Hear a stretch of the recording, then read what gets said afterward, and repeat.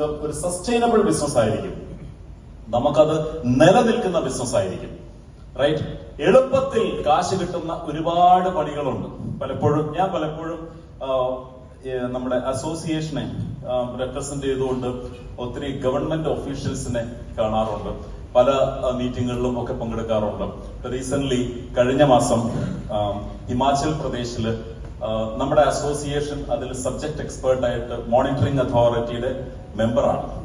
അപ്പോ ആ മോണിറ്ററിംഗ് അതോറിറ്റിയുടെ മീറ്റിംഗിന് പോയപ്പോൾ ഇതിൽ ക്വിക്ക് ആൻഡ് ഈസി മണി അല്ലെ, ആളുകൾ ചോദിക്കുന്ന ഒരു ചോദ്യമാണ്, ഇത് ക്വിക്ക് ആൻഡ് ഈസി മണി. അപ്പൊ ഞാൻ പറഞ്ഞു, നമ്മുടെ പണ്ട് സംസാരം പറയുന്ന പോലെ ഇത് ക്വിക്ക് ആൻഡ് ഈസി മണി അല്ല സാർ, ഇത് വെരി ഹാർഡ് ഏൺഡ് മണിയാണ് സാർ.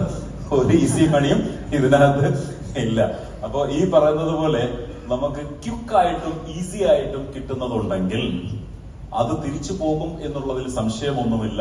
അതുപോലെ അത് മാത്രമല്ല, നേരത്തെ ജീവൻജി പറഞ്ഞതുപോലെ എന്തെങ്കിലുമൊക്കെ ഉണ്ടാക്കിയിട്ടുണ്ടെങ്കിൽ അവർക്ക് നാട്ടിൽ നിൽക്കാൻ പറ്റാത്ത അവസ്ഥയായിരിക്കും. റൈറ്റ്?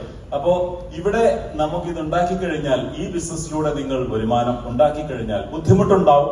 സ്വാഭാവികമായിട്ടും നല്ലത് ചെയ്യുമ്പോൾ അതിൽ ബുദ്ധിമുട്ടുണ്ടാവും. പക്ഷെ ഇത് നിങ്ങൾക്ക് നാട്ടിൽ നിൽക്കാം, നിങ്ങൾ മര്യാദയ്ക്കാണ് ചെയ്തത്.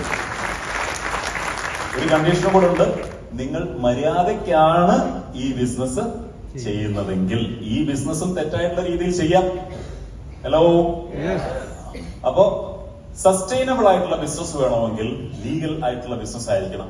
സ്വാഭാവികമായിട്ടും ലീഗൽ ആയിട്ടുള്ള ഒരു ബിസിനസ് ചെയ്യുമ്പോൾ നമുക്ക് അതിൻ്റെതായിട്ടുള്ള ബുദ്ധിമുട്ടുകൾ ഉണ്ടാവും. കംപ്ലയൻസിന്റെ ജോലി എന്ന് പറയുന്നത് പോലീസിന്റെ പണി അല്ല. നിങ്ങളുടെ പുറത്ത് പോലീസ് കളിക്കാൻ അല്ല കംപ്ലയൻസ്.